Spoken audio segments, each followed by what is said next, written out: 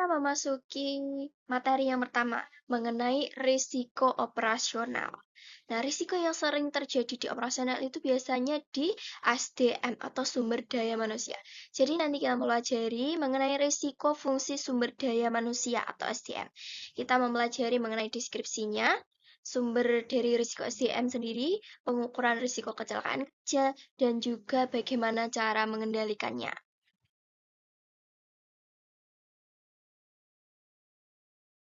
Pengertian risiko operasional dan risiko SDM. Risiko operasional itu merupakan risiko kerugian akibat ketidakcukupan atau kegagalan proses internal manusia, sistem, maupun kejadian eksternal. Risiko sendiri adalah pengaruh ketidakpastian terhadap pencapaian tujuan organisasi atau perusahaan. Risiko fungsi SDM. Risiko fungsi SDM adalah potensi kerugian akibat faktor tenaga kerja seperti kompetensi, perilaku, kesehatan, keselamatan, dan pengelolaan karyawan. Nah, manusia sendiri itu adalah pelaksana utama seluruh rangkaian aktivitas organisasi maupun perusahaan. Nah, mengapa mempelajari risiko SDM itu penting? Karena hampir seluruh proses bisnis itu dijalankan oleh manusia.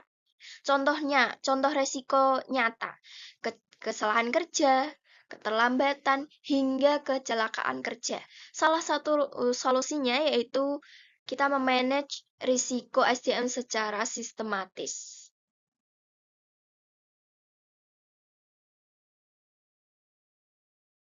Sumber risiko SDM. Sumber risiko SDM merupakan berbagai penyebab munculnya risiko yang berasal dari tenaga kerja atau karyawan. Beberapa sumber risiko SDM, yang pertama yaitu risiko kompetensi. Karyawan yang belum memiliki pengetahuan atau kurang dalam keterampilan yang sesuai dengan pekerjaannya. Contohnya, operator mesin yang belum memahami prosedur bisa menyebabkan kerusakan mesin. Yang kedua yaitu human error atau kesalahan manusia.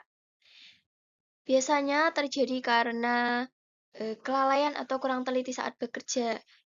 Karyawan yang kelelahan, yang kurang teliti, atau karyawan yang stres. Contohnya, bisa terjadi salah input data, salah hitung stok, atau bahkan salah kirim produk. Yang ketiga yaitu risiko kedisiplinan. Karyawan yang kurang patuh terhadap aturan dan SOP perusahaan itu bisa menyebabkan pekerjaan menjadi terlambat dan target perusahaan itu tidak tercapai. Misalnya, karyawan yang sering terlambat atau mangkir kerja atau bahkan yang tidak memakai APD.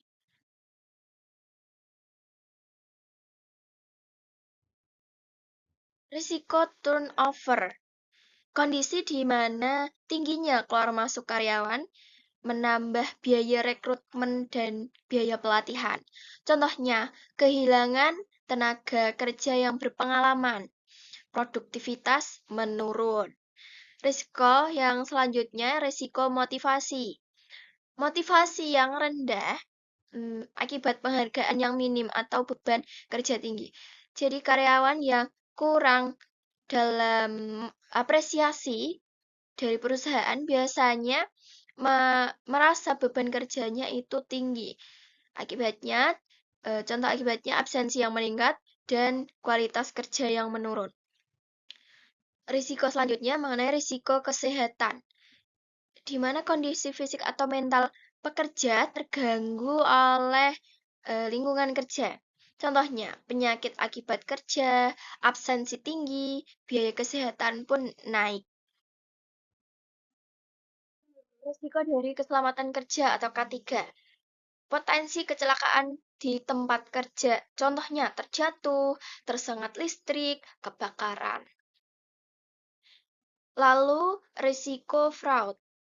Ini adanya kecurangan dari karyawan menyebabkan kerugian finansial dan reputasi. Contohnya, penggelapan uang atau korupsi, manipulasi data, dan pencurian aset. Nah, yang terakhir, risiko SDM yang terakhir yaitu hubungan industrial. Hubungan antara perusahaan dan pekerja atau karyawan bisa mengganggu operasional. Contohnya, demonstrasi, mogok kerja, atau perselisihan upah. Mengetahui sumber-sumber resikonya, perusahaan perlu mengukur seberapa besar risiko tersebut. Tujuannya agar perusahaan mengetahui risiko mana yang harus diprioritaskan untuk ditangani. Nah, beberapa cara untuk mengukur risiko tersebut, risiko SDM. Yang pertama, menilai dengan likelihood, lalu menilai dengan impact dan matriks risiko. Menilai likelihood atau menilai kemungkinan terjadinya risiko. Mengukur seberapa sering suatu risiko dapat terjadi. Contoh pengukurannya, sangat jarang, jarang, kadang-kadang, sering, sangat sering. Lalu, menilai dengan impact atau menilai dampak risiko. Kita mengukur seberapa besar kerugian apabila risiko tersebut benar-benar terjadi. Contoh pengukurannya yaitu sangat kecil, kecil, sedang, besar, sangat besar. Lalu yang ketiga menggunakan matriks risiko atau risk score. Penghitungannya yaitu menggunakan mengalihkan likelihood dengan impact. Risiko matriks atau matriks risiko dikelompokkan menjadi 3, rendah, sedang, dan tinggi. Contohnya, karyawan yang tidak memakai APD. Likelihood-nya 4 atau kemungkinan terjadinya 4, skornya 4. Lalu besar dampak risikonya 5. Skor akhirnya yaitu 20. 20 ini termasuk kategori yang tinggi.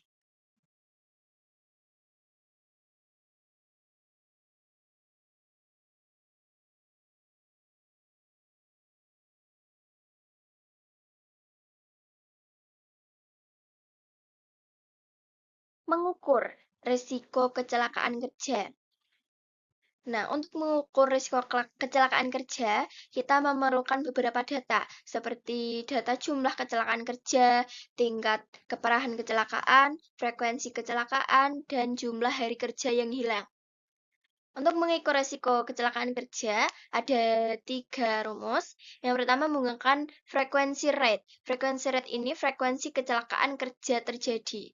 Penghitungannya yaitu jumlah kecelakaan dikalikan 1 juta dibagi jam kerja.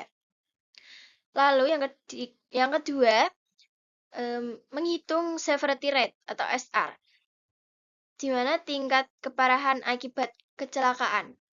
Penghitungannya yaitu hari kerja hilang dikalikan 1 juta, lalu dibagi jam kerja.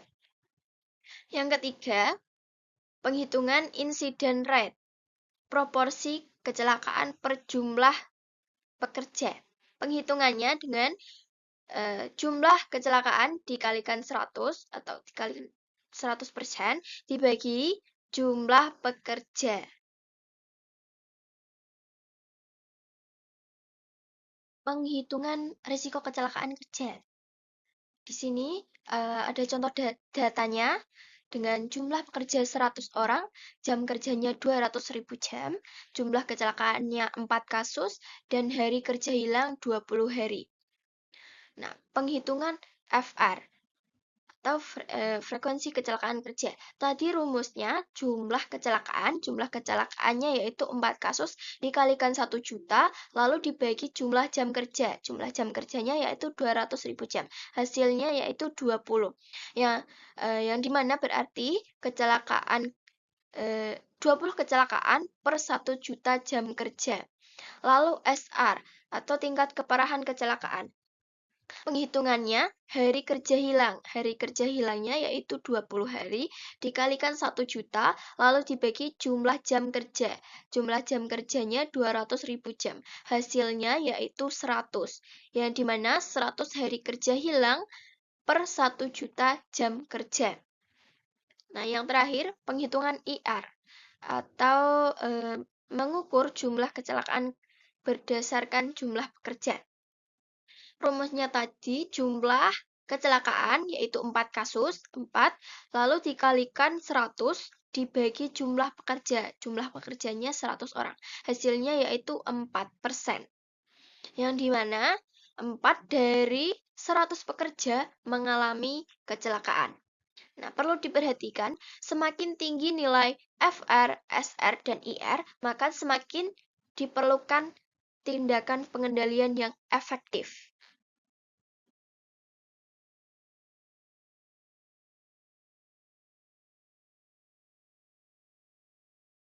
Strategi pengendalian risiko SDM.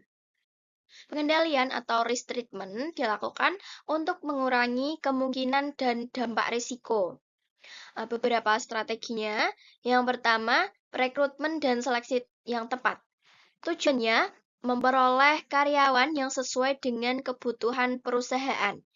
Yang kedua, pelatihan dan pengembangan. Pelatihan dan pengembangan bisa meningkatkan pengetahuan dan keterampilan karyawan. Contoh pelatihannya, pelatihan soft skill dan pelatihan leadership. Yang ketiga, evaluasi kinerja berkala. Bisa dilakukan melalui audit internal, monitoring, dan penilaian kinerja. Yang keempat, penyusunan dan penerapan SOP. SOP atau standar operasional prosedur itu membantu mengurangi human error, bisa meningkatkan konsistensi, dan memudahkan pengawasan. Lalu yang ketiga, sistem reward dan punishment.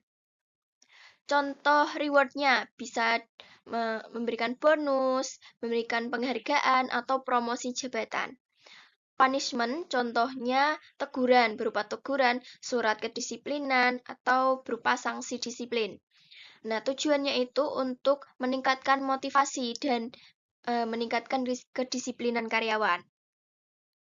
Yang keenam, pemanfaatan teknologi atau HRIS. Contoh pemanfaatan teknologinya menggunakan CCTV, bisa memantau karyawan. Nah, pemanfaatan teknologi ini bisa membantu mengurangi kesalahan administrasi dan meningkatkan efisiensi pengelolaan SDM. Lalu yang keenam tadi pemanfaatan teknologi atau HRIS. Nah, yang ketujuh yaitu program K3 dan APD. Program keselamatan dan kesehatan kerja bisa meliputi menggunakan APD, inspeksi rutin, atau bisa dengan pelatihan tanggap darurat dengan simulasi kebakaran bisa. Yang kedelapan, manajemen stres kerja. Dilakukan melalui pembagian kerja yang seimbang, konseling, lalu komunikasi yang baik antar karyawan. Yang terakhir, yang kesembilan, yaitu hubungan industrial hubungan antara perusahaan dan karyawan yang harmonis.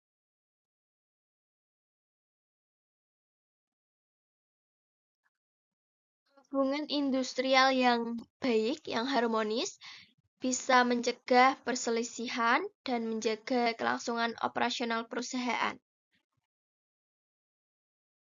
Lalu, studi kasus dan kesimpulannya. Contoh kasusnya yaitu di usaha konveksi, kesalahan pemotongan kain. Yang pertama, kita identifikasi dulu operator yang kurang teliti memotong kain hampir terjadi setiap hari. Lalu yang kedua, kita ukur menggunakan likelihood.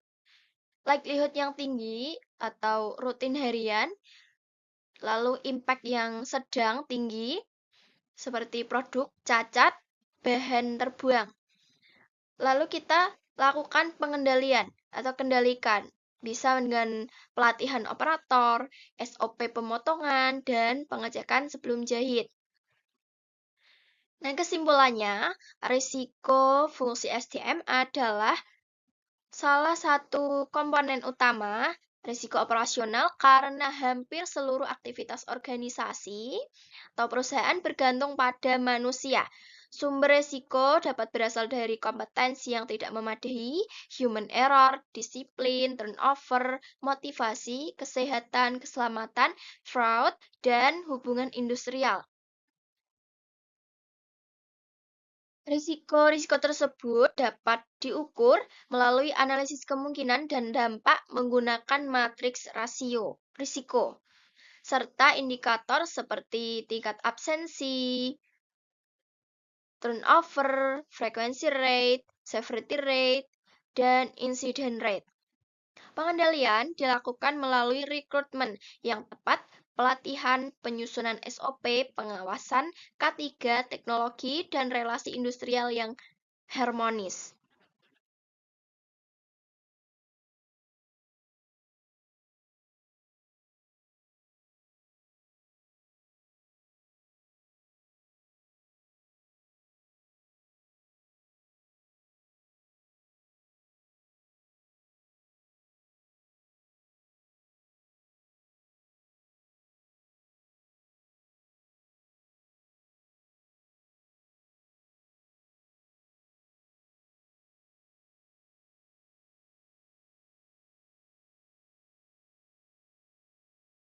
Materi terkait analisis risiko operasional, yaitu risiko fungsi operasi dan produksi. Risiko fungsi operasi dan produksi menjelaskan tentang identifikasi, pengukuran, dan pengendalian risiko dalam proses produksi perusahaan. Pengertian risiko operasional dan risiko produksi. Risiko operasional yaitu pengaruh ketidakpastian terhadap pencapaian tujuan organisasi, yaitu ISO 31000/2018 muncul akibat kegagalan proses internal, human error, kejanggalan sistem, atau kejadian eksternal. Menurut Hemkin 2017, risiko operasional timbul dari kegagalan proses internal, SDM, sistem informasi, maupun kejadian eksternal yang mengganggu aktivitas organisasi. Yang kedua yaitu risiko fungsi operasi atau produksi. Bagian dari risiko operasional yang berkaitan langsung dengan aktivitas penciptaan barang atau jasa dari pengadaan bahan baku hingga distribusi produk. Menurut Sadrago 2016, kemungkinan penyimpangan target kualitas, biaya, waktu produksi akibat faktor yang tidak dapat dikendalikan secara sempurna. Sumber risiko produksi atau operasi yaitu ada 8. Yang pertama yaitu SDM atau human error, kesalahan operator, kurang pelatihan, atau dan juga kelelahan kerja. Yang kedua yaitu mesin dan peralatan, yaitu kerusakan akibat minim perawatan dan usia mesin yang sudah mulai tua. Yang ketiga yaitu bahan baku, yaitu keterlambatan, kualitas rendah, dan kenaikan harga. Yang keempat yaitu metode kerja, SOP tidak standar menyebabkan inefisiensi. Yang kelima yaitu teknologi, gangguan sistem ERP, serangan cyber, dan kehilangan data. Yang keenam yaitu lingkungan kerja, pencahayaan, suhu, kebisingan yang tidak memadai. Yang ketujuh yaitu ketergantungan pada pemasok tunggal atau luar negeri. Yang kedelapan yaitu eksternal, bencana alam, pandemi, regulasi, dan juga inflasi. Selanjutnya yaitu pengukuran risiko, yaitu probabilitas dan juga dampak. Skala probabilitas atau likelihood yaitu skornya dari 1 sampai 5 dengan tingkat mulai dari sangat rendah sampai sangat tinggi. Dan yang juga skala dampak atau impact, skornya mulai dari 1 sampai 5 dengan dimulai dari tidak berpengaruh sampai berhenti total. Selanjutnya yaitu alat dan metode pengukuran risiko atau Risk Register FMEA dan juga Key Risk Indicator sebagai instrumen pemantauan. Risk Register, dokumen pencatat seluruh resiko, penyebab, dampak, nilai, pengendalian, dan penanggung jawab. Contoh, mesin rusak, yaitu L4 dikali 15 sama dengan 20 menjadi sangat tinggi. Selanjutnya yaitu F atau FMEA, Failure Mode and Effect Analysis, yaitu Severity Occurrence atau Detection menjadi RPN. Yang ketiga yaitu Key Risk Indicator, yaitu persen produk cacat, downtime mesin, kecelakaan kerja, keterlambatan supplier, dan utilisasi mesin. Teknik pengukuran lainnya yaitu analisis statistik, analisis tren, benchmarking, dan juga expert judgment. Selanjutnya yaitu strategi pengendalian risiko produksi. Ada empat strategi pengendalian risiko produksi. Yang pertama yaitu risk avoidance, yang kedua risk reduction, yang ketiga risk transfer, dan yang keempat risk acceptance. Yang pertama risk avoidance, yaitu menghindari aktivitas yang beresiko tinggi. Contohnya menolak bahan baku dari pemasok tanpa sertifikat keamanan pangan. Yang kedua, risk reduction, yaitu mengurangi kemungkinan atau dampak resiko. Contohnya, preventive maintenance, pelatihan operator, SOP, dan QC atau quality control. Yang ketiga itu risk transfer, yaitu memindahkan konsekuensi finansial ke pihak lain. Contohnya yaitu asuransi mesin produksi, outsourcing, dan juga kontrak vendor. Yang keempat yaitu risk acceptance, yaitu menerima resiko bernilai kecil dengan monitoring. Contohnya yaitu kerusakan alat tulis kantor bernilai kecil. Selanjutnya yaitu teknik pengendalian resiko operasional.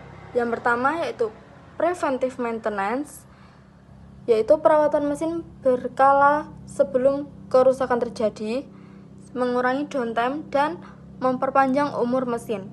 Yang kedua yaitu Total Quality Management atau TQM, yaitu pendekatan menyeluruh melibatkan seluruh karyawan untuk continuous improvement kualitas. Yang ketiga yaitu Lean Manufacturing, yaitu menghilangkan 7 pemborosan atau waste seperti overproduction, waiting, dan defect. Yang keempat yaitu Six Sigma, yaitu menekan cacat produk hingga 3,4 di PMO melalui define, measure, analyze, improve, dan juga kontrol. Yang kelima yaitu business continuity plan, yaitu rencana menjaga operasional tetap berjalan saat gangguan besar atau bencana. Berikut adalah studi kasus dan juga kesimpulan. Kronologi kasus, penyebab ketergantungan satu pemasok tanpa safety stock dan pemasok alternatif. Dampaknya yaitu produksi berhenti 4 hari dengan kerugian 350 juta, kepercayaan pelanggan menurun. Pengukuran awal likelihood 4 kali impact 5 dengan risk total 20 yaitu sangat tinggi. Pengendalian, pemasok alternatif, safety stock, monitoring, persediaan, dan business continuity plan.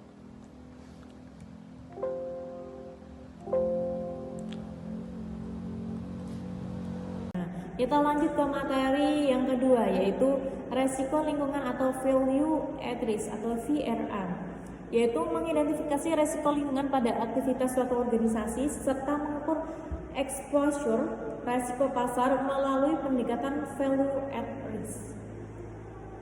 Nah, untuk tujuan pembelajaran yaitu menjelaskan pengertian resiko lingkungan dan juga resiko pasar secara konseptual, memahami konsep dan juga fungsi value at risk dalam analisis resiko pasar, menghitung VRA yaitu value at risk menggunakan rumus dasar maupun rumus lanjutan portofolio,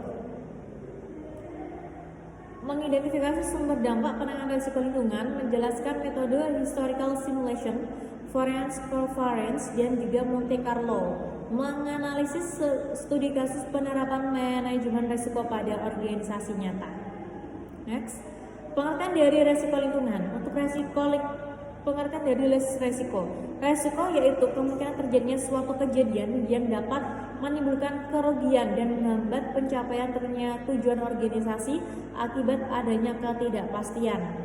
Nah, untuk lingkungan hidup ini menurut UU nomor 23 tahun 1997, kesatuan ruang dengan suatu benda, daya, keadaan, dan juga makhluk hidup termasuk manusia dan juga perilakunya yang mempengaruhi kelangsungan atau keberlangsungan kehidupan. Untuk resiko lingkungan, potensi kerusakan lingkungan yang dapat mengganggu kesehatan manusia, aktivitas suatu organisasi atau perusahaan, maupun keberlangsungan ekosistem akibat aktivitas manusia maupun faktor alam. Nah, ini juga ada pendapat dari beberapa ahli, yaitu dari Fahmi pada tahun 2018. Resiko adalah kemungkinan munculnya suatu keadaan yang berdampak negatif terhadap pencapaian suatu organisasi atau tujuan dari organisasi atau perusahaan tersebut. Menurut Darmawi tahun 2018, risiko adalah kemungkinan terjadinya kerugian akibat adanya suatu ketidakpastian.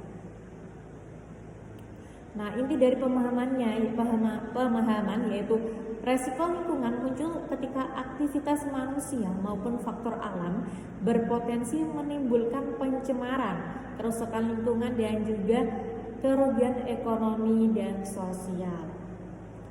Untuk sumber dari resiko lingkungan berasal dari berbagai sumber yang dapat mengancam manusia maupun organisasi.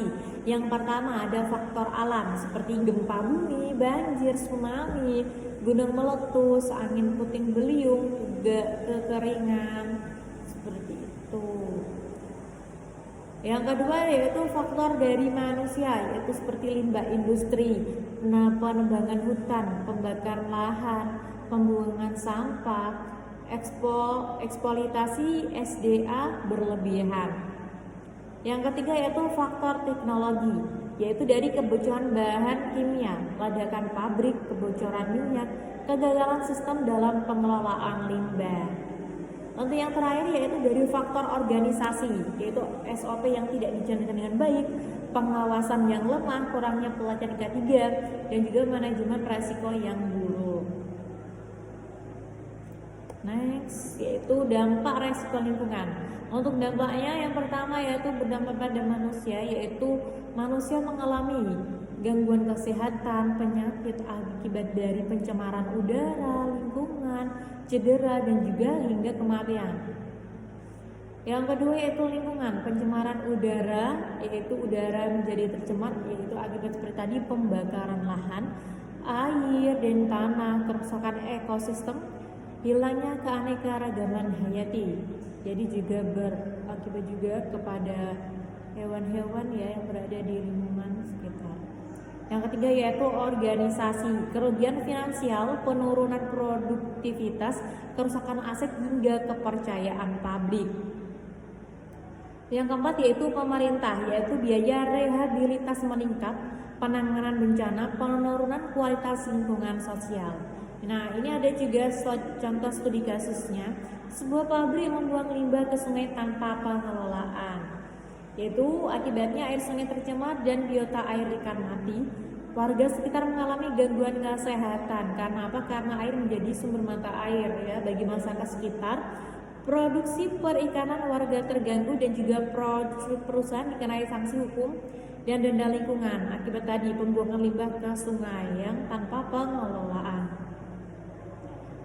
Selanjutnya itu proses penanganan resiko lingkungan. Penanganan resiko lingkungan dilakukan melalui tahapan manajemen risiko yang berkesinambungan. Lalu yang pertama yaitu mengidentifikasi terlebih dahulu. Kita mengidentifikasi nih resiko, menentukan seluruh potensi bahaya. Misalnya nih ada nih kemungkinan bahaya misalnya kebocoran limbah, kebakaran dan juga pencemaran udara. Jadi kita identifikasi resikonya terlebih dahulu. Nah, setelah kita identifikasi, muncul nih selanjutnya yaitu analisis resiko, menilai kemungkinan terjadinya risiko secara besarnya dampak yang ditimbulkan. Jadi kita menganalisis nih resiko apa saja nih yang berdampak besar bertimbulnya dari risiko tersebut. Selanjutnya yaitu evaluasi risiko, menentukan prioritas penanganan berdasarkan tingkat keparahan risiko. Jadi kita mengukur misalnya potensi bahaya dari kebocoran limbah, ini risikonya sampai 5. Sekarang dihitung ini harus mendapatkan evaluasi risiko atau diprioritaskan. Yang keempat yaitu pengendalian risiko, yaitu menerapkan eliminasi, substitusi, engineering, control, dan administrasi kontrol dan APD. Yang kelima yaitu monitoring, mengevaluasi efektivitas pengendalian risiko secara berkala dan juga berkelanjutan. Selanjutnya yaitu hierarki pengendalian risiko, yaitu membentuk pengendalian risiko lingkungan disusun dari paling efektif hingga sebagai lapisan pengaman terakhir. Yang pertama yaitu eliminasi, yaitu menghilangkan sumber bahaya sepenuhnya dari proses kerja. Jadi mengeliminasi semua, yaitu menghilangkan sumber bahaya sepenuhnya. Yang kedua yaitu substitusi, yaitu pengganti bahan atau proses berbahaya yang dengan lebih aman. Jadi kita mensubstitusi, mengganti bahan nih yang dapat menimbulkan dampak. Kita mengganti ke yang lebih aman. Yang ketiga yaitu engineering control, yaitu memasang alat pengaman dan modifikasi teknik pada proses atau peralatan. Yang keempat yaitu administrative control, yaitu menerapkan SOP, pelatihan audit dan juga pengawasan kerja. Yang kelima yaitu alat pelindung diri atau APD, yaitu menggunakan masker, helm, sarung tangan dan juga sepatu keselamatan, terutama yang bekerja yang bekerja dan ini mereka bersentuhan langsung dengan bahan kimia. Ini sangat memerlukan APD. Nah, untuk spesifikasi dan juga kesimpulan yaitu sebuah pabrik tekstil membuang limbah cair tanpa pengelola. Ini sama seperti tadi ya. Risikonya sungai tercemar dan ekosistem rusak, warga mengalami penyakit kulit dan juga produksi ikan warga ini menurun. Produksi dikenai denda oleh pemerintah. Untuk resiko dari kesimpulannya yaitu resiko lingkungan merupakan potensi kerugian akibat faktor alam maupun aktivitas manusia. Sumber risiko berasal dari alam, manusia, teknologi dan juga organisasi. Dampaknya menyangkut aspek kesehatan, lingkungan, sosial dan juga ekonomi. Untuk penanganannya dapat dilakukan melalui identifikasi, analisis, evaluasi, pengendalian dan juga monitoring secara berkelanjutan. Ini yaitu analisis resiko pasar. Untuk pengertian dari resiko pasar atau market risk, yaitu resiko kerugian akibat perubahan harga pasar yang mempengaruhi nilai aset atau portofolio investasi. Penyebab resiko pasar yaitu perubahan suku bunga, perubahan nilai tukar, perubahan harga saham, perubahan harga komoditas, inflasi dan juga kondisi ekonomi global dan kebijakan dari pemerintah. Ya, untuk contohnya harga saham turun karena kenaikan suku bunga Bank Indonesia sehingga nilai investor ikut turun. Konsep value at risk atau VAR yaitu metode statistik untuk memperkirakan kerugian maksimum yang mungkin terjadi pada suatu investasi dalam periode waktu tertentu dengan tingkat kepercayaan tertentu. Ya, ini sudah ada contohnya sebesar 20 juta pada VAR atau value at risk, yaitu pada nilai 20 juta pada tingkat kepercayaan 95%. Berarti terdapat keyakinan 95% bahwa kerugian investasi tidak akan melebihi dari 20 juta dalam periode yang ditentukan. Untuk komponen dari value at risk yaitu ada nilai portofolio yaitu atau investasi, holding period yaitu periode waktu, ada confidence level yaitu tingkat kepercayaan, ada volatilitas yaitu standar deviasi, yang terakhir itu distribusi return. Tujuan dan juga manfaat dari kelebihan value at risk, yaitu yang pertama tujuan yaitu mengukur tingkat resiko dari investasi, yaitu investasi ini mempunyai resiko atau tidak, membantu pengambilan dari keputusan agar ini keputusannya ini sesuai dan juga bijaksana, menentukan batas resiko, mengendalikan potensi dari kerugian. Untuk dari manfaatnya yaitu mengukur exposure dari resiko, membantu manajemen portofolio, digunakan oleh bank dan juga perusahaan, memenuhi standar regulasi resiko. Untuk kelebihannya yaitu mudah dipahami, dapat membandingkan berbagai investasi, standar internasional pengukuran dari resiko. Untuk keterbatasannya yaitu tidak memprediksi kerugian di luar nilai value at risk, bergantung pada asumsi modal yang kurang akurat saat pasar sedang bergejolak. Untuk 3 metode perhitungan value at risk itu terdapat 3 pendekatan utama yang digunakan untuk mengukur value at risk, masing-masing dengan karakteristik yang berbeda. Yang pertama yaitu historical simulation, yaitu menghitung value at risk menggunakan data historis tanpa mengasumsi distribusi tersebut. Yang kedua yaitu variance covariance, yaitu mengasumsikan return berdistribusi normal dihitung dari rata-rata dan standar deviasi.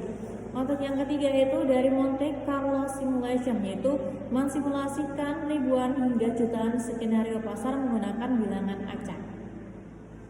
Ya, ini ada metodenya yaitu historical, yaitu kelebihannya mudah tanpa asumsi distribusi, kekurangannya bergantung sepenuhnya pada data historis saja.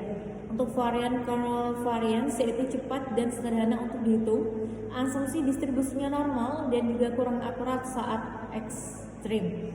Monte Carlo yaitu paling fleksibel dan akurat, perhitungan kompleks butuh komputasi besar. Untuk metode simulasi historical simulation dan variance covariance, yaitu historical simulation yaitu menghitung value at risk menggunakan data historis tanpa mengasum distribusi tertentu. Langkah perhitungan yaitu mengumpulkan data historis yaitu dari 20 hari, yaitu menghitung return harian menggunakan return dari yang terburuk, menentukan persentil sesuai dengan confidence level. Yang kelima yaitu nilai tersebut menjadi value at risk, yaitu kelebihannya mudah tanpa asumsi distribusi, kekurangannya bergantung pada data di masa lalu. Untuk variance covariance yaitu analytical, menghitung value at risk dengan asumsi return berdistribusi normal menggunakan data-data dan standar deviasi. Ini sudah ada rumusnya. Value at risk yaitu dikali nilai berdasarkan confidence level dikali standar deviasi atau volatilitas dikali nilai investasi atau portofolio. Untuk contohnya, investasi bernilai 100 juta, untuk volatilitasnya yaitu 2%, untuk confidence-nya itu level 95%. Jadi ini dikali dapat hasil yaitu 1,65. Untuk metode Monte Carlo, ini ada contoh perhitungannya. Monte Carlo simulation, metode simulasi yang menghasilkan ribuan hingga jutaan kemungkinan kondisi pasar menggunakan bilangan acak. Tahapnya yang pertama menentukan model probabilitas, menentukan simulasi acak, menghasilkan ribuan skenario, menghitung return tiap skenario dan juga menentukan nilai value at risk. Untuk contoh perhitungannya yaitu investasi bernilai 100 juta, confidence-nya level yaitu 95%, untuk volatilitasnya ada 2%, jadi nilai Z yaitu 1,65. Ini dikali sama ya. Untuk rumus-rumus value at risk lanjutan ya, di sini ini ada banyak sekali rumus-rumusnya. Ini untuk rumus dasar variance covariance sama seperti pembahasan tadi. Ini untuk menghitung rata-rata return yaitu expected return. Ini ada nilainya. Ini ada value dengan holding periode yaitu jumlah dari periode investasi. Titik ini value atas dengan portofolio, yaitu risiko menggabungkan beberapa aset atau memperhitungkan bobot dan juga korelasi. Untuk kesimpulannya, yaitu resiko lingkungan adalah potensi kerugian akibat faktor alam maupun aktivitas manusia yang berdampak pada kesehatan lingkungan dan juga organisasi maupun pemerintah. Penanganannya memerlukan identifikasi, analisis, evaluasi, pengendalian, dan monitoring berkelanjutan. Untuk value attribution itu mengukur estimasi kerugian maksimum suatu investasi pada tingkat kepercayaan tertentu. 3 metode utama VRA yaitu historical, Foreign Conference, dan Monte Carlo. Ini dipilih sesuai dengan karakteristik data dan juga kompleksitas portofolio. Ini ada juga referensi yang saya ambil. Selanjutnya, yaitu analisis resiko kredit. Jadi analisis resiko kredit yaitu memahami dan juga menganalisis resiko kredit untuk pengambilan keputusan yang tepat dan pengelolaan resiko yang efektif. Selanjutnya, pengertian resiko kredit. Resiko kredit yaitu resiko kerugian yang terjadi akibat kegagalan debitur atau pihak lain dalam memenuhi kewajibannya sesuai perjanjian. Resiko ini merupakan salah satu resiko utama dalam perbankan dan lembaga pembiayaan karena berkaitan dengan penyaluran kredit. Jika debitur gagal membayar pokok pinjaman atau bunga tepat waktu, pemberi kredit berpotensi mengalami kerugian finansial. Menurut OJK, risiko kredit yaitu risiko akibat kegagalan pihak lain dalam memenuhi kewajibannya kepada bank. Nah, menurut BJBS, risiko kredit merupakan risiko yang timbul karena peminjam tidak mampu memenuhi kewajiban sesuai ketentuan kontrak. Selanjutnya yaitu sumber risiko kredit. Jadi sumber risiko kredit itu ada dua. Yang pertama faktor internal dan yang kedua yaitu faktor eksternal. Untuk faktor internalnya ada 3, yaitu yang pertama analisis kredit yang kurang akurat. Jadi itu terjadi ketika bank tidak menilai kemampuan, karakter atau kondisi keuangan calon debitur dengan benar, sehingga kredit diberikan pada pihak yang berisiko tinggi. Yang kedua yaitu pengawasan kredit lemah. Jadi setelah kredit dicairkan, bank itu harus memantau penggunaan dana dan kemampuan pembayaran debitur. Nah, untuk yang ketiga yaitu kebijakan pemberian kredit yang tidak tepat. Syarat pemberian kredit itu terlalu longgar atau batas pinjamannya terlalu besar tanpa mempertimbangkan kemampuan debitur. Untuk yang faktor eksternalnya yaitu ada 5. Yang pertama, penurunan kondisi ekonomi. Saat ekonomi melemah, pendapatan masyarakat atau perusahaan menurun sehingga kemampuan pembayaran cicilan ikut berkurang. Nah, yang kedua yaitu inflasi dan juga suku bunga. Inflasi yang tinggi dan kenaikan suku bunga dapat meningkatkan beban cicilan debitur sehingga resiko gagal bayarnya menjadi lebih besar. Yang ketiga yaitu bencana alam seperti banjir, tanah longsor, tsunami, gempa bumi ataupun yang lainnya. Itu dapat mengganggu kegiatan usaha debitur hingga menyebabkan kesulitan membayar pinjaman. Yang selanjutnya yaitu perubahan regulasi pemerintah. Kebijakan baru dari pemerintah itu dapat mempengaruhi operasional dan keuntungan suatu usaha sehingga berdampak pada kemampuan debitur membayar kredit. Yang selanjutnya yaitu persaingan bisnis. Persaingan yang semakin ketat dapat menurunkan penjualan dan laba perusahaan sehingga kemampuan membayar utang menjadi berkurang. Selanjutnya yaitu ada tujuan analisis risiko kredit. Yang pertama, menekan angka kredit macet. Yang kedua yaitu menilai kemampuan debitur membayar. Dan yang ketiga yaitu menjaga kesehatan keuangan perusahaan ataupun bank. Untuk yang selanjutnya yaitu penilaian kualitatif risiko kredit. Jadi penilaian ini tuh terhadap aspek-aspek non keuangan dari calon debitur untuk mengetahui apakah ia layak menerima kredit.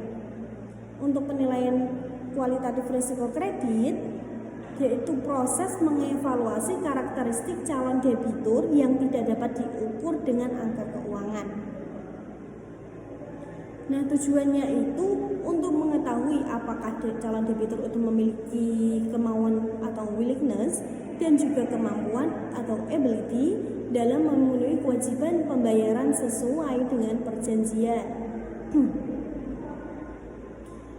Nah, untuk aspek-aspek yang dinilai yaitu yang pertama, karakter. Karakter ini menunjukkan kejujuran, tanggung jawab, dan etikat baik debitur dalam memenuhi kewajibannya. Yang kedua, yaitu kemampuan. Penilaian terhadap kemampuan debitur dalam menghasilkan pendapatan untuk membayar angsuran.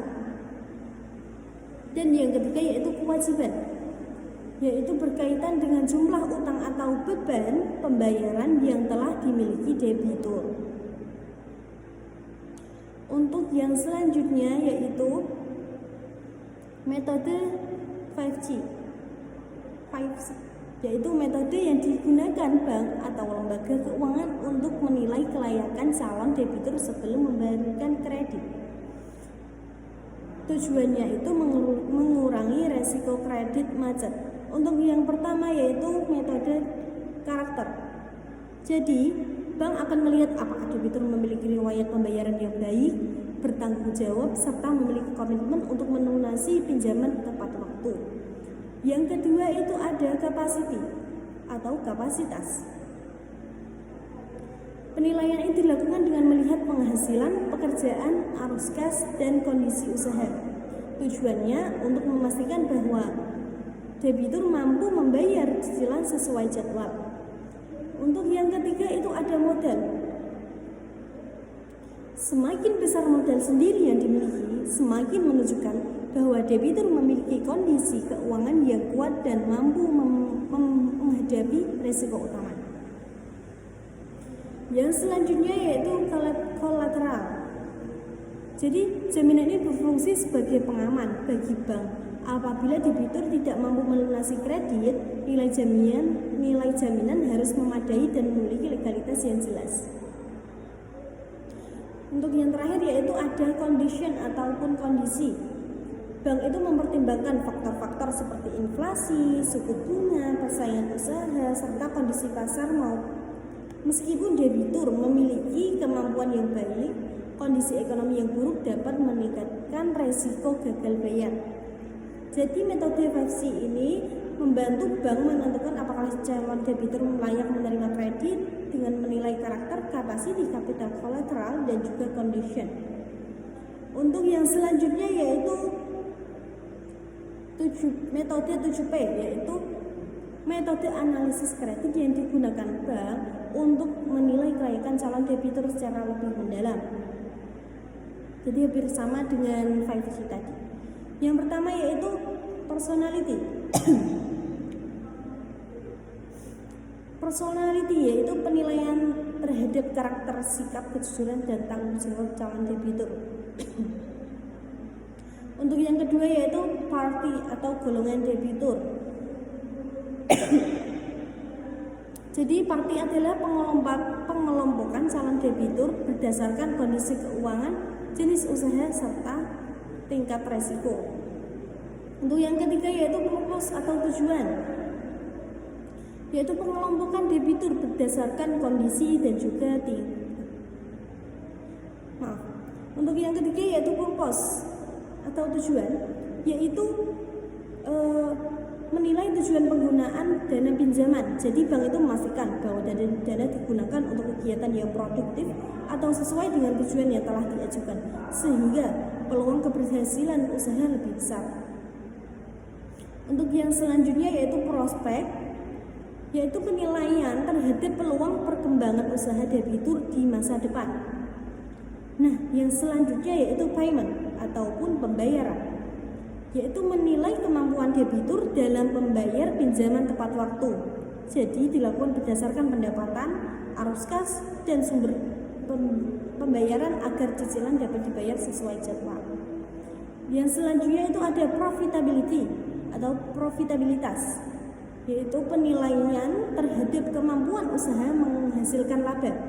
Jadi semakin besar dan stabil keuntungan usaha, semakin besar pula kemampuan debitur untuk melunasi kredit. Yang selanjutnya yaitu protection, yaitu jaminan atau perlindungan terhadap kredit seperti agunan maupun asuransi.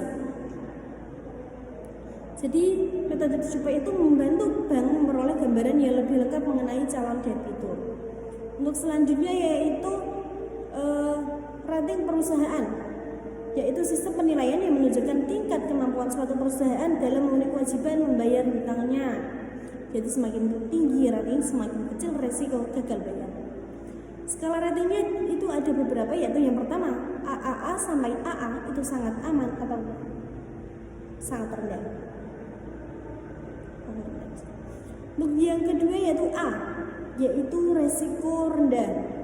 Jadi perusahaan itu memiliki kemampuan membayar yang baik. Terus yang ketiga itu ada BBB sampai BB, yaitu risiko sedang atau mulai beresiko. Nah, di sini tuh perusahaan itu masih mampu memenuhi kewajibannya tetapi mulai memiliki resiko apabila kondisi bisnis memburuk. Untuk yang ketiga yaitu yang keempat yaitu ada B sampai CCC, yaitu risiko tinggi atau sangat beresiko. Jadi perusahaan memiliki kondisi keuangan yang lemah sehingga peluang gagal bayarnya cukup besar. Dan yang terakhir yaitu ada D atau default, gagal bayar, menunjukkan perusahaan ini itu sudah tidak mampu memenuhi kewajiban pembayaran utangnya. Untuk yang selanjutnya yaitu ada credit scoring atau metode penilaian kredit menggunakan skor atau nilai numerik. Jadi ada beberapa faktor dinilai, yaitu meliputi yang pertama itu ada pendapatan, besarnya penghasilan calon debitur, ada usia, ada masa kerja, ada riwayat kredit, ada aset dan juga rasio keuangan. Untuk selanjutnya yaitu analisis menggunakan model Altman, Z-score, dan linear. Nah, pada bab ini itu metode kuantitatif yang digunakan untuk memprediksi resiko kebangkrutan perusahaan dan juga menilai kelayakan pemberian kredit.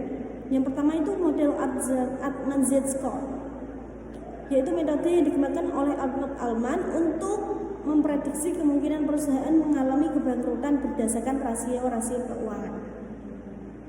Nah, keterangan variabelnya itu X1 sama dengan model kerja atau total aset, X2 laba ditahan atau total aset per total aset, X3 itu EBIT atau total aset, X4 nilai pasar ekuitas atau nilai buku utang, X5 nya itu penjualan total aset. Nah, rumusnya itu Z sama dengan 1,2 X1 ditambah 1,4 X2 tambah 3,3 X3 tambah 0,6 X4 ditambah 1,0 X5. Yang kedua yaitu interpretasi skor Z-score. Setelah nilai Z dihitung, hasilnya diinterpretasikan sebagai kayak Z kurang lebih dari 2,99 atau zona sehat, 1,81 kurang dari Z kurang dari 2,99 atau zona abu-abu. Z sama dengan kurang dari 1,81 sama dengan zona kebangkrutan. Selanjutnya yaitu model linear, yaitu merupakan model statistik yang menggunakan analisis regresi untuk memprediksi kemungkinan gagal bayar atau default. Nah, model ini itu menghubungkan berbagai faktor keuangan seperti pendapatan, utang, arus kas, dan rasio keuangan sehingga dapat memperkirakan tingkat risiko kredit secara lebih objektif. Analisis menggunakan RAROC dan Credit Matrix Model. RAROC yaitu metode untuk mengukur kinerja keuangan dengan mempertimbangkan risiko kredit. Nah, metode ini tuh membantu bank menentukan apakah suatu kredit memberikan keuntungan yang cukup dibandingkan dengan risiko kerugian yang mungkin terjadi. Rumusnya RAROC yaitu expected return dikurangi expected loss per ekonomi kapital. Expected return yaitu keuntungan yang diperkirakan akan diperoleh dari pemberian kredit. Sedangkan expected loss yaitu kerugian yang diperkirakan akibat kemungkinan gagal bayar debitur. Dan economic capital yaitu modal yang disediakan bank untuk menanggung resiko kerugian. Interpretasinya yaitu jika RAROC tinggi berarti keuntungan lebih besar dibandingkan risiko sehingga kredit layak diberikan. Jika nilai RAROC rendah berarti risiko terlalu besar dibandingkan keuntungan sehingga bank perlu mempertimbangkan kembali pemberian kredit. Yang kedua itu ada credit metric model, yaitu model yang digunakan untuk mengukur risiko portofolio kredit dengan memperkirakan perubahan kualitas kredit dan kemungkinan kerugian di masa depan. Tahapan analisis credit metric itu yang pertama ada probability of default, loss given default, exposure of default, dan value at risk. Yang pertama probability of default yaitu menghitung kemungkinan debitur gagal membayar pinjaman. Yang kedua ada loss given default yaitu menghitung besarnya kerugian yang akan ditanggung bank jika debitur benar-benar gagal bayar. Yang ketiga ada exposure at default yaitu menghitung total nilai pinjaman yang masih menjadi tanggungan debitur saat terjadi gagal bayar. Dan yang keempat yaitu value at risk yaitu mengukur potensi kerugian maksimum portofolio kredit dalam periode tertentu pada tingkat kepercayaan tertentu. Jadi metode RAROC itu digunakan untuk menilai apakah keuntungan dari pemberian kredit sebanding dengan risiko yang ditanggung. Sementara itu kredit metrik digunakan untuk mengukur dan memprediksi risiko kerugian pada portofolio kredit melalui analisis PD, LGD, EAD, dan VAR.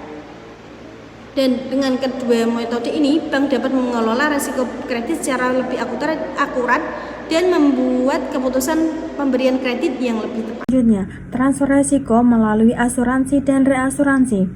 Risiko, apa sih risiko itu? Risiko adalah kemungkinan terjadinya kerugian yang dapat dialami individu maupun perusahaan. Misalnya, kecelakaan, kebakaran, bencana alam, pencurian, sakit, kematian. Transfer risiko ini pengalihan tanggung jawab kerugian seseorang atau perusahaan melalui suatu perjanjian, yaitu melalui asuransi, reasuransi, kontrak bisnis, dan hedging. Tujuan transfer risiko ini yang pertama mengurangi beban kerugian, yang kedua menjaga stabilitas keuangan, yang ketiga kepastian perlindungan, dan yang keempat rasa aman berusaha. Pengertian dan cara kerja asuransi. Dari Undang-Undang Nomor 40 Tahun 2014, asuransi adalah perjanjian antara perusahaan asuransi dan pemegang polis yang menjadi dasar penerimaan permi sebagai imbalan untuk memberikan penggantian atas kerugian, pembayaran karena meninggal dunia, pembayaran atas hidup seseorang, atau manfaat lain sesuai perjanjian. Cara kerja asuransi ini, yang pertama, tertanggung atau membeli polis asuransi. Yang kedua, membayar permi atau kewajiban rutin tertanggung.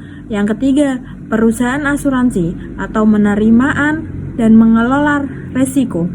Klaim dibayar atau jika risiko sesuai polis terjadi. Reasuransi. Reasuransi sering disebut sebagai asuransi bagi perusahaan asuransi. Tujuannya adalah membantu perusahaan asuransi ketika menghadapi klaim yang sangat besar sehingga kondisi keuangan tetap stabil. Reasuransi ini terdapat dua jenis. Yang pertama fakultatif, yaitu yang dilakukan untuk setiap risiko secara individual. Yang kedua, treaty, yaitu yang dilakukan secara otomatis berdasarkan perjanjian jangka panjang. Karakteristik risiko yang dapat diasuransikan.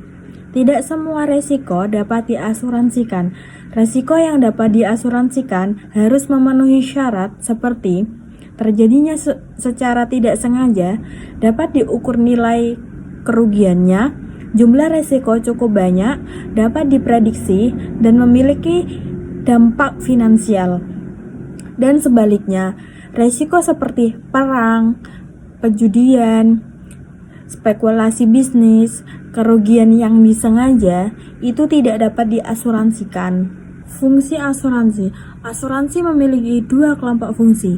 Fungsi yang pertama, fungsi primer, meliputi pengalihan resiko, pemberian ganti rugi, dan penghimpunan dana dari PERMI. Sedangkan fungsi sekundernya adalah mendorong investasi, mendukung pertumbuhan ekonomi, memberikan rasa aman pada masyarakat, serta mampu mengurangi beban pemerintah dalam menangani kerugian masyarakat.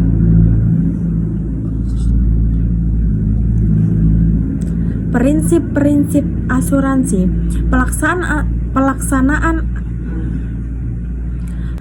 Prinsip-prinsip asuransi. Pelaksanaan asuransi didasarkan pada 6 prinsip utama. Pertama, kejujuran atau utmost good faith. Yang kedua, adanya kepentingan terhadap objek yang diasuransikan atau insurable intents. Yang ketiga, ganti rugi sesuai kerugian nyata, indemnity. Yang keempat, penyebab kerugian harus sesuai dengan yang dijamin polis, prompt cause. Kelima, perusahaan asuransi memiliki hak menuntut pihak ketiga penyebab kerugian, subrogation. Yang terakhir, jika ada lebih dari satu perusahaan asuransi, maka pembayaran klaim bagi sesuai proporsi atau contribution. Ringkasan materi. Sebagai penutup, dapat disimpulkan bahwa transfer risiko dilakukan melalui asuransi dan reasuransi untuk mengurangi dampak kerugian. Asuransi melindungi individu atau perusahaan, sedangkan reasuransi melindungi perusahaan asuransi. Keberhasilan sistem asuransi didukung oleh fungsi prinsip, unsur, dan kontak yang mengatur hak serta kewajiban pihak.